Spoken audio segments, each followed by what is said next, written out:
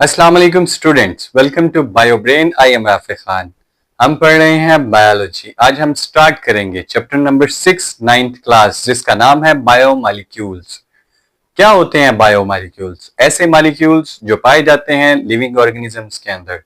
Bio means life and molecules mean molecules. ऐसे molecules जो living organisms के अंदर पाए जाते हैं या लिविंग ऑर्गेनिजम्स उन्हें प्रोड्यूस करते हैं, बायोमॉलिक्यूल्स कहलाते हैं। और यही है हमारा ये टॉपिक, ये चैप्टर। इसमें हम बायोमॉलिक्यूल्स के बारे में पढ़ेंगे।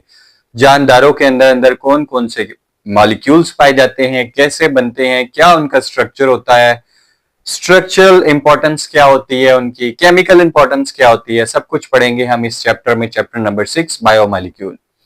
तो आइए अपना चैप्टर स्टार्ट करते हैं। बायोमॉलिक्यूल, सबसे पहले इसमें डेफिनेशन है biochemistry. Biochemistry branch of science है, ब्रांच ऑफ बायोलॉजी है, in which we deal with the study of chemical reaction processing in living organism. ये ऐसी ब्रांच है जिसके अंदर हम जानदारों के अंदर होने वाले केमिकल रिएक्शन, केमिकल प्रोसेसेस के बारे में पढ़ते हैं।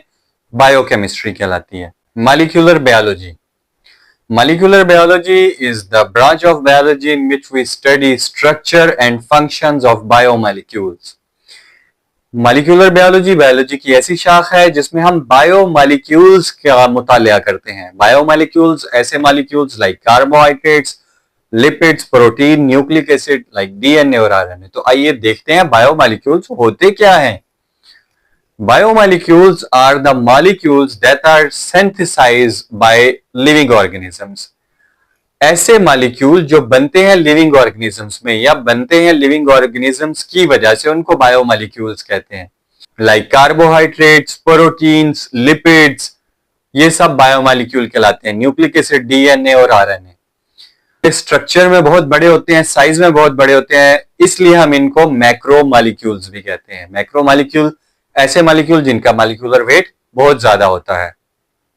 और बायोमॉलिक्यूल्स स्ट्रक्चर एंड फंक्शन में बेसिक रोल प्ले करते हैं किसी भी लिविंग ऑर्गेनिज्म के। नेक्स्ट पेज पे एक टेबल है, उसमें डिफरेंट बायोमॉलिक्यूल्स दिए हुए हैं और उनका स्ट्रक्चर एंड फंक्शन दिया हुआ है। मतलब जहां पर वो पाए जाते हैं, प्लेस ऑफ लोकेशन, और उनका फंक्शन क्या है।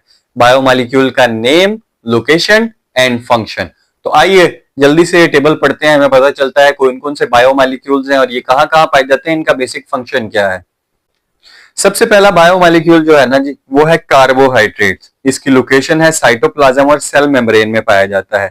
Act as a source of energy, energy के बड़े सोर्स के तौर पर काम करता है। एनर्जी स्टोरेज मॉलिक्यूल भी है। देन प्रोटीन है जी, प्रोटीन कहां पाई जाती है? सेल मेम्ब्रेन में, साइटोप्लाज्म में, एंडोप्लाज्मिक रेटिकुलम में, गोल्गी ऑपरेटस में, लाइसोसोम और माइटोकॉन्ड्रिया में। बहुत सी प्रोटीन जो है वो एंजाइम्स हैं, बहुत सी प्रोटीन जो है वो हार्मोन्स हैं, सेल मेम्ब्रेन में पाई जाती हैं, स्ट्रक्चर बनाती हैं और कंट्रोल सेलुलर ट्रैफिक करती हैं जी प्रोटीन। लिपिड्स हैं, सेल मेम्ब्रेन में और साइटोप्लाज्म में पाए जाते हैं। Act as a energy storage molecule के तौर पर काम करते हैं, हीट को कंट्रोल करते हैं, इंसुलेशन देते हैं, make structure of this cell membrane, और सेल मेम्ब्रेन का स्ट्रक्चर बनाते हैं कौन? ये लिपिड्स।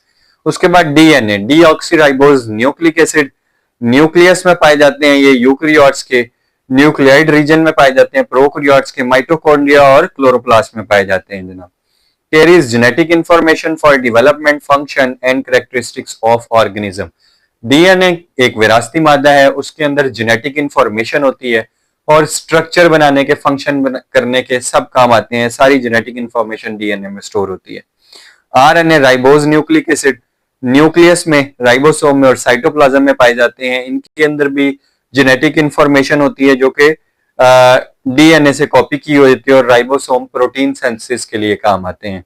बायोमॉलिक्यूल 93% हिस्सा बनाते हैं किसी भी लिविंग ऑर्गेनिज्म का, एक सेल का।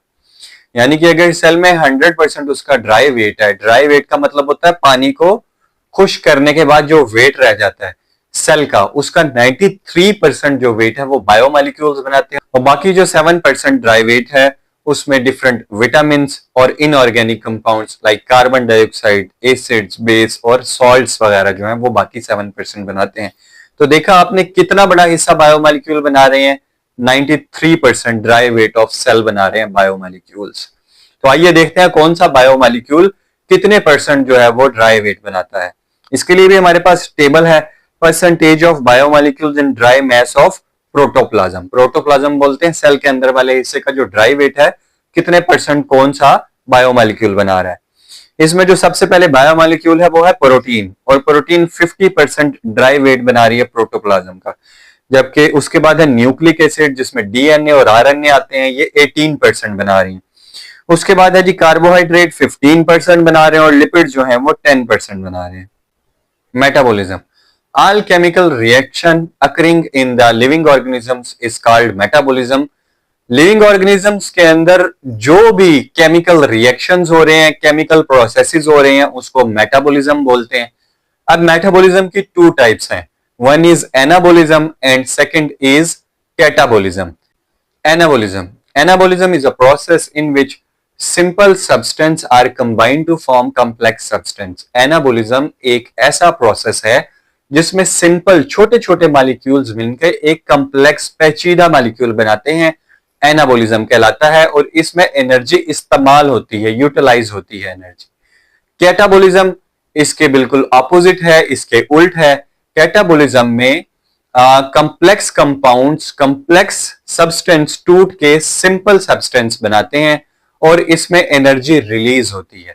इसकी एग्जांपल मैं आपको ऐसे दूंगा, जब आप खुराक खाते हैं उसके छोटे छोटे मॉलिक्यूल मिलकर आपका मसल मैस बनाते हैं, आपका हाइट बढ़ाते हैं, आपका वेट बढ़ाते हैं, आपके नेल्स हेयर्स बनाते हैं। तो सिंपल कंपाउंड्स मिलके कॉम्प्लेक्स कंपाउंड्स बना रहे हैं, इसको बोलते हैं एनाबॉलिज्म। ये एक तामीरी अमल है, कंस्ट्रक्टिव अमल है। जबकि दूसरा है कैटाबॉलिज्म। कैटाबॉलिज्म में जो है वो कॉम्प्लेक्स कंपाउंड टूट कर सिंपल कंपाउंड बनाते हैं। जैसे कि आप खाना खा रहे हैं, चिकन का लेग पीस खा रहे हैं, तो जब वो हजम होगा, वो कॉम्प्लेक्स कंपाउंड था वो टूटेगा, और कार्बोहाइड्रेट, प्रोटीन्स, लिपिड्स, खाने में हम बहुत कुछ खा रहे हैं, रोटी खा रहे हैं, गंदम खा रहे हैं, चावल खा रहे हैं, वो सिंपल कंपाउंड में टूटेगा। अगर हमने कोई कार्बोहाइड्रेट खाया होगा लाइक चावल वगैरह, तो वो कार्बोहाइड्रेट में टूटेगा। चिकन खाया होगा प्रोटीन में टूटेगा। फैट्स लिए हमने तो वो लिपिड्स में टूटेंगी। तो जाहिर है वो टूट के सिंपल कंपाउंड बनाएंगे, इसको बोलते हैं कैटाबॉलिज्म। और ये एक तखरीबी कीमियाई अमल है, डिस्ट्रक्टिव, एनर्जी रिलीज होती है इसमें। तो ये था हमारा आज का टॉपिक। उम्मीद है आपको समझ आया होगा बेटा। बायो मॉलिक्यूल जो है चैप्टर नंबर 6, डेली का लेक्चर रोज लें, मेमोराइज करें। जो बात समझ नहीं आती आप मुझसे कमेंट में पूछ सकते हैं, इंशाल्लाह मैं आपको वहां पे जरूर रिस्पॉन्ड करूंगा। डेली वीडियो 6 बजे अपलोड की जाती है, और हर चैप्टर वाइज के हिसाब से मैंने 9th क्लास और 10th क्लास की प्लेलिस्ट बनाई हुई है। अगर आप प्लेलिस्ट को क्लिक करेंगे तो पूरे चैप्टर के लेक्चर्स आपको मिल सकते हैं। अपना बहुत सारा ख्याल रखिएगा, इंशाल्लाह हाजिर होंगे कल। अल्लाह हाफिज।